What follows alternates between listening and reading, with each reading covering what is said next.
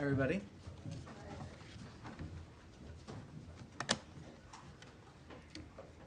All right. So for those that don't know me, my name is Tommy Pigott, Principal Deputy Spokesperson.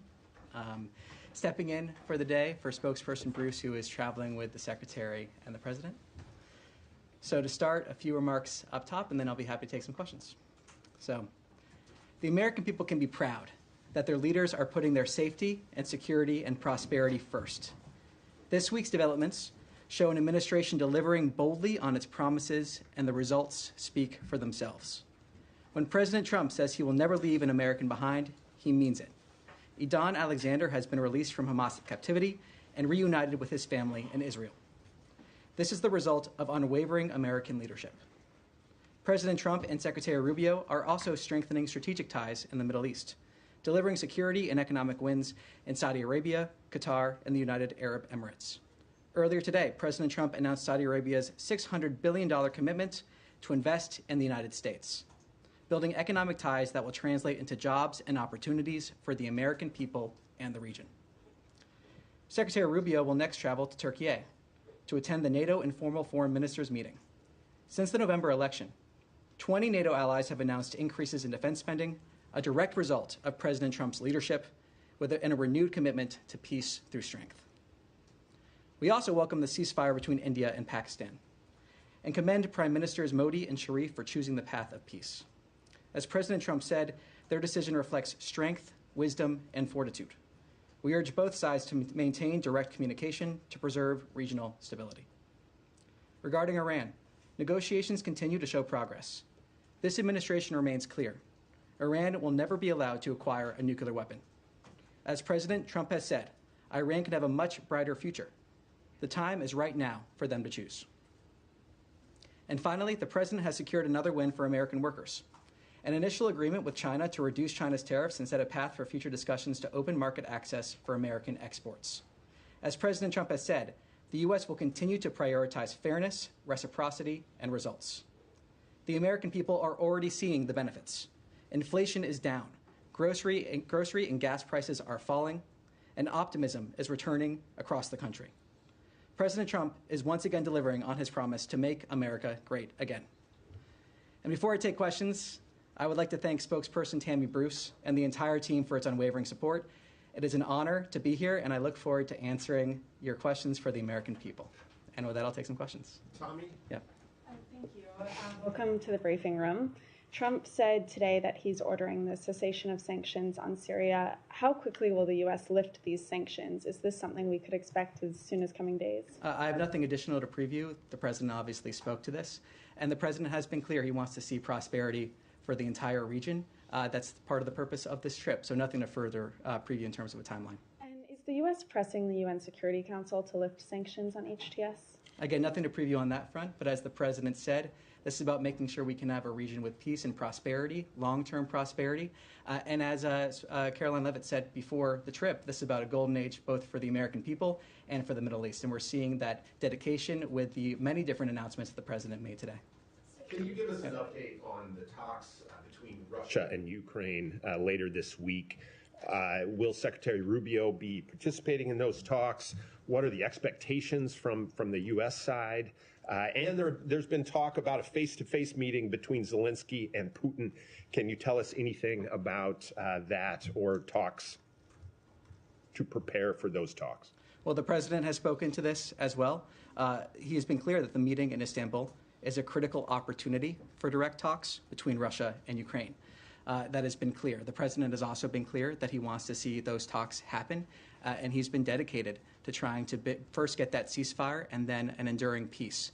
In terms of specifics, nothing further to preview. The President also spoke to this during his speech just a short while ago.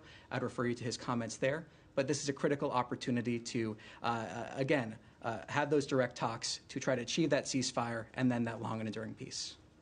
Yes. Thank you, Tom. Good to see you behind the podium. Very quick question. On Sunday, the Israeli Prime Minister Benjamin Netanyahu said that the ethnic cleansing of Gaza is inevitable and that they were targeting every house in Gaza for that purpose. So in the United States, are they okay with that kind of language, or would there be a rebuke in the future of such a thing that is clearly, speaks of a war crime? What is the position of the U.S.? Well, first, I don't accept the characterization of your question. And second, I'd say that Hamas bears sole responsibility for the war and for the resumption of hostilities. We want peace and the immediate release of all hostages. And we've also been clear from this podium and elsewhere that any departure from Gaza must be voluntary. Yeah, but you I mean, as far as what he said, I mean, that's what came out of the cabinet meeting. I mean, independent of what we hear about Hamas and so on, and they are responsible for this. But do you have a position on the forcible removal of the Palestinians from Gaza? Like I just answered that question, I stand by what I just said, and ultimately Hamas bears sole responsibility for this war. Yes. Follow up on Gaza. The spokesperson last week, Tammy, mentioned that a foundation would be set up. At that time, it was very shortly. It was last week to distribute aid into Gaza. Where does that stand now? Is this still a project? It's still in the works? Is it going to happen? And the Israeli Prime Minister also said that in the coming days he would go in full force into Gaza. Would that disrupt those plans, or is it calculated and being prepared together? How does that work? Well, look, we won't speak on behalf of the foundation, and we'll defer to the foundation in terms of any announcement that they may or may not make. But bottom line is we welcome moves to get aid quickly into Gaza. And we also welcome creative solutions that make sure that that aid actually gets to the people that need it and is not falling into the hands of terrorists such as Hamas. So we support creative solutions to get that aid in there. We want to make sure it's done in a way where it's not falling into the hands of Hamas, that it's actually reaching the people that need it. And what is as clear as day is that the people of Gaza have suffered tremendously under Hamas. So we support those creative solutions to get aid in there, and the president has been very clear, as has Secretary Rubio. Yes. I wanted to ask your response of reports that there were back-channel talks that led to the release of Idan Alexander, with a Hamas official reaching out to the former leader of Arab Americans for Trump. Can you speak to that report and any details about how the release came to be? So I'm not going to comment on private diplomatic conversations, but what I will say and reiterate is that this shows that when President Trump says he will never leave an American behind, he means it. This is the direct result of American leadership, as I said earlier, and again shows the fact that President Trump is forever working for the safety and security of the American people, as is Secretary Rubio. But I'm not going to discuss or give details of private diplomatic conversations. You're not denying it? Again, whether or not that or did not happen, I'm not going to talk about private diplomatic conversations, whether or not they did or did not happen. Thank you. Yeah. Hi, thank you. Thank you, Tommy. Two, actually, one on Afghanistan and then a follow-up on Gaza. Yesterday, DHS Secretary Kristi Noem announced that the temporary protected status for Afghanistan would expire on May the 20th. She said the conditions in Afghanistan have improved enough for Afghans to return there. Does the State Department think that Afghanistan is now a safe destination for women and girls? Well, look, ultimately, when it comes to the temporary protected status, I refer you to DHS. It was always meant as a temporary measure or temporary benefit. This is when that temporary benefit would expire. So for further questions on that, I refer you to DHS. And then just to follow up on Gaza, you said you support efforts to get aid quickly into Gaza. Here we are more than 2 months later. How soon is quickly? When can we start to see food actually getting in? Well, look, I think it's important to understand, again, that we're looking for those creative solutions to get that aid in there. We're fully supportive of those measures. And it's also important to reiterate that Hamas bears sole responsibility for this conflict, as well as sole responsibility for the condition under which the people of Gaza are living. So I'm not going to put a timeline on it from here. I'm not going to speak on behalf of the foundation. But what I will reiterate is that we are supportive of creative solutions to get aid in there, but also in a way that the aid is not falling into the hands of Hamas, that it actually reaches the people that need it. Yes. Yes, Tommy, thank you. I wanted to ask you about the president's trip to the Middle East. He had some comments today in terms of talking about the way that the U.S. approaches countries in the Middle East and the criticism of past policy, saying that for too long many American presidents have been afflicted with the notion that it's our job to look into the souls of foreign leaders and use U.S. policy to dispense justice for their sins. There's been a critique of the State Department, I think, externally by some analysts about the changes to areas of the department that deal with issues of human rights and kind of what have been traditionally seen as U.S. values issues. Is this the president endorsing that shift in terms of the State Department's focus? Do you think that criticism that we've seen from civil society is accurate? Look, I think the results speak for themselves in terms of what President Trump and Secretary Rubio have been able to deliver for the American people. The results they've been able to deliver. President Trump is a peacemaker. He is a deal maker, and he is constantly putting Americans first. And when we approach foreign policy in a standard where we're approaching that American first perspective, that allows opportunities to pursue common interests, that allows deals to be made, that allows us to have stronger bilateral relationships where we're finding those common areas to work together on and advance those common interests. As spokesperson Bruce has said many times from this podium, just because a framework changes does not mean that the priority necessarily changes as well. Oftentimes what we're seeing in terms of how we're approaching the State Department and other aspects are a way to deliver on our priorities better, more effectively, in a way that actually delivers results for the American people. We are making sure every single dollar that we spend from the State Department under Secretary Rubio is advancing the American interest. Does it make us safer, stronger, more prosperous? And I think that's a standard that the American people expect us to have here at the State Department. They're happy to see that, and the results, again, speak for themselves. With perhaps the most successful, I would argue, the most successful 100-plus days in history in this past week, the results we have seen from President Trump speak for themselves. Thank you, Tommy. A question about the new arrivals from South Africa that landed in Dulles yesterday. The UN's International Organization for Migration has told ABC that they were not involved in administering any loans. Now, typically, they would be the ones to run loans funded by the State Department to pay for refugees to come to the United States to cover those travel costs. I'm wondering, can you speak to how that travel was funded, or say anything more about whether the State Department is giving out any loans in this case? Well, look, I'm not going to talk about specific relationships we have with organizations. I'm also not going to talk about operational details in terms of how we're implementing the priorities laid out by the President and Secretary Rubio.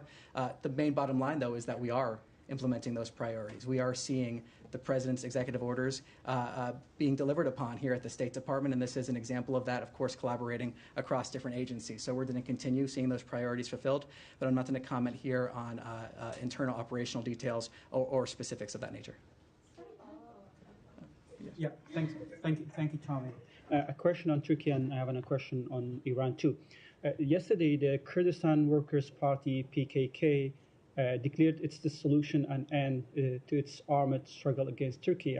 There were reports talking about that the U.S. played a positive role in this process as well, and even yesterday, Secretary Rubio spoke with his Turkish counterpart, and he spoke about this too. Have you played any role? Have you been involved in this? And what's your comment on that? Are you considering removing this group from the FTO? I'm not going to speak about private diplomatic conversations nor preview decisions of that nature that may or may not be made. What I can say is that we welcome the recent announcement from the Kurdistan Workers' Party on its intent to disband. The United States designated the PKK a foreign terrorist organization in 1997. Tens of thousands of people lost their lives as a result of armed conflict in the decades since the organization was founded, and the terrorist group laying down its arms is a victory for civilization. It is the United States' hope that this announcement will lead to increased stability for the region. And a question on Iran. You said that regarding Iran, negotiations continue to show progress. What progress have you made so far with Iran? And the next round of talks been scheduled with Iran? Can you tell us what time or? Nothing to preview on that front. What I can say is the President spoke to this just in his speech a few hours ago, talking about the time for choosing for them is right now. There is a path to prosperity for Iran. He wants to see the entire region be prosperous. He's also been clear that there are two options for Iran. Iran can never have a nuclear weapon, but there are two options in regards to that, a good option and a bad option. So the President has spoken to this. He's made our priorities clear. He's made the goal clear. And I don't have anything additional to add beyond his comments there. Thank you. Thank you. Yeah. Thank you. How does the U.S. State Department view the Bangladesh interim government's ordinance banning all activities of the largest political party, Awami League, one, as I told you, that one of the largest political parties, effectively erasing its political identity and barring its from future election. I just wanted to mention here in previous briefing, Tammy stressed the importance of election and democracy in Bangladesh, especially inclusive election. Now they banned this political party from the activities. What is your concern on that? So what I can say on this is that we are aware that the interim government has banned the Awami League from all political activities until a special tribunal for the party and its leaders concludes. We do not support any one political party in Bangladesh over another. We support a free and democratic process, as well as fair and transparent legal processes for all individuals. We urge all countries, including Bangladesh, to respect the freedoms of expression, peaceful assembly, and association for all. And how does you, as a State Department, view the interim Bangladeshi government role in the fostering radical ideologies and enabling terrorism, following reports of the law advisor Dr. Asif Nazrul meeting with Lashkar-e-Taiba operative Harun Izhar and growing support of violence in Kashmir by political and religious leaders? They met in the ministry in Bangladesh. So again, taking a step back, I'll reiterate what has been reiterated from this podium before. We value our partnership with the people of Bangladesh, spanning more than 50 years. We remain committed to deepening our partnership by working with the interim government. And I already commented on your other question there, but nothing further to add. Thank you. Yes. Thank you very much, Tommy. Two questions, one on the North Korea and then the second question about the Russia follows. As you know, that the North Korea launched the multiple ballistic missiles into the East Coast last week for the second time since the second term of the Trump administration. How do you view the fact that North Korea is receiving missile technology support from Russia, which is further escalating the threat to the Korean Peninsula? So we've spoken on this in the past. I'll refer to those comments and take back your question for further details if we can get there. The second question on Russia. Russia's Kremlin said that it will pay for the North Korean soldiers who died in Kursk during the war in Ukraine, and that Putin is preparing a new mission with the North Korean military. How will the United States react to the fact that North Korean troops will continue to be stationed in Russia and help Russia, even if Russia and Ukraine reach a ceasefire and the war? Well, as spokesperson Bruce has said from this podium, third countries like the DPRK that have perpetrated the Russia-Ukraine war bear responsibility. The DPRK's military deployment to Russia and any support provided by the Russian Federation, the DPRK, in return must end. Thank you. Yes. Thank you. A couple of questions from South Asia. During his calls with Pakistani Prime Minister, Foreign Minister, and the Army Chief, when Secretary made a call, did he receive any commitment or assurance from the Pakistani leadership that they will dismantle all the terrorist infrastructure and they will no longer support terrorist groups within the country? I'm not going to talk about private diplomatic conversations. What I can say is reiterate what we've been saying for a couple days now, is that we welcome the ceasefire reached between India and Pakistan this weekend. And we commend both prime ministers for choosing the path of peace. The president truthed about this. He was very clear in terms of that. We also want to encourage direct communication between the parties. That is something we've also been clear about as well. India has refused any U.S. effort to mediate between India and Pakistan. How hopeful you are that you will be able to bring them together in the same room for talks? Well, I'm not going to speculate on that. What I can say is that we encourage direct communication. We have been clear on that. We continue to encourage that direct communication. The president has been clear on that. And the president, as I said, has also been clear in praising both prime ministers for choosing the path towards peace and the wisdom and fortitude that shows. Has U.S. sent a team to Islamabad or Pakistan following the reports that there have been leaks of nuclear radiation in some of the secure Pakistani sites? I have nothing to preview on that at this time. I have one more question. Sorry. Follow-up. Thank you. I think that's Thank you, Tommy. Thank you, Tommy, and beautiful style you have, by the way. I hope you continue to do that more often, these briefings. My question is about Pakistan welcomed President Trump efforts for bringing the ceasefire between Pakistan and India, and they believe that President Trump could win a Nobel Peace Prize if he were to bring peace between Pakistan and India on Kashmir issue. But Prime Minister Modi did not welcome this effort, and he's the same gentleman that was not allowed to come to the U.S. till 10 years ago. Does that disappoint this building at all, the attitude of Narendra Modi of not welcoming this peace deal? Well, what we are happy to see is a ceasefire. That is what we are happy to see. That's where our focus remains. And we want to see the ceasefire be maintained, and we want to encourage direct communication. That is our focus here. Our focus is the ceasefire. Our focus is on encouraging direct communication. That's where our focus is going to remain. The president has spoken on this. And just to take the first part of your question, kind of focusing on a more global foreign policy front, talking about issues around the world, President Trump, is a peacemaker. He's a peacemaker. He values peace. He's also a deal maker. And he has shown that again and again and again in terms of both pursuing an America First agenda, but also pursuing peace and wanting to see peace and conflicts come to an end. Thank you very much. One more question about, excuse me, one more question. The drones which India used against Pakistan were Israeli-made drones. President Trump, one initiative that has been globally recognized and talked about is his Abraham Accord idea. Do you think this landing of Israeli drones in Pakistan would create hurdles in the president's vision, his whole thought about this Abraham Accord where he wants to bring these three religions close to each other? These Israeli drones will further complicate the relations between Pakistan and Israel, or no? Well, I'll reiterate what we are focused on here and happy to see as a ceasefire. We want to see direct communication between the parties. And when it comes to, again, solving conflicts that have existed in regions around the world, the president wants to solve those conflicts when he can. He's often said that he stands ready to aid in the pursuit of peace. He stands ready to help. And the president is a deal maker. He is a peacemaker. He has shown that again and again. And we're seeing the results of that from the past 100 days and even just this last week. So the president's a deal maker. He's a peacemaker, but nothing to comment further beyond that. Thank you so much. Yeah. Yep. Thank you. I want to follow up on Syria. President Trump, in addition to lifting the sanctions, also said that he wants to create a fresh start with Syria. I wonder, what does this mean for the U.S.-Syria relations going forward? Does this move indicate a broader policy shift towards full normalization? I also wonder, President Trump also said today that Secretary Rubio will meet Syrian Foreign Minister Al-Shaiban in Turkey later this week. What are your expectations from this meeting? Well, the president spoke to this. He spoke to his reasoning. He spoke to the fact that he wants to see the entire region thrive. We want to see peace and prosperity. When it comes to Syrian interim authorities, from this podium and elsewhere, we've communicated with them some of the actions that they should take for peace and prosperity, and we hope that they do take those actions. But the president has spoken to this in that speech a few hours ago, saying that this is about making sure we have a region that can thrive, a region for long-term peace and prosperity.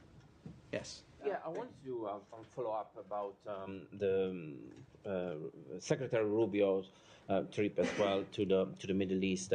So the importance, if you can elaborate a little more, although you did some, about the relationship between the U.S. and the Middle East and how important this relationship will be also to succeed through those countries like Saudi Arabia, the Emirates, to the peace talk in between Gaza and Israel, but also to stop Iran from nuclear weapons. The president has spoken to this issue as well just a few hours ago. And he was talking about the fact that we can have great partnership with the Middle East. And we have, in many ways, already pursuing those common interests. And we want to see those common interests continue. I mentioned at the top here the $600 billion investment commitment from Saudi Arabia that was announced today. So that's just one example of the many ways that we have partnership with the Middle East pursuing common interests. And the president has been clear, both from the time of the last administration, his first visit to the region, talking about the things that we want to see. So there's a lot of opportunities in the Middle East. And again, like I said earlier, this is about a golden age for America, but we also have an opportunity to see a golden age for the Middle East and the benefits that would bring both the American people and the people in the Middle East. Thank you. Yes. Sorry, in front of you. Thank you. Yeah. Thank you so much. Two quick questions, if I may. The first on Secretary Rubio's trip to the Middle East and the second one in Latin America. In a recent past, Secretary Rubio said that the U.S. will not engage anymore with Russians and Ukrainians if both countries do not show real commitment with a permanent ceasefire. how the U.S. diplomacy describe this momentum when both sides are ready to meet in Turkey with alongside Secretary Rubio? Well, as the president has said, this is a critical opportunity to try to achieve that ceasefire and try to achieve that long peace. The president has been clear he wants to see those direct talks happen. And I think it's also important to remember that the president has brought us closer to peace when it comes to this conflict than in the years preceding him taking office. And that's a great credit to his leadership. So he wants to see those direct talks happen. This is a critical opportunity to achieve that ceasefire and then potentially achieve that long peace, ultimately with the goal of ending this conflict, as has been said so many times by President Trump, so many times by spokesperson Bruce. We want to see this conflict come to an end. That's what we want to see.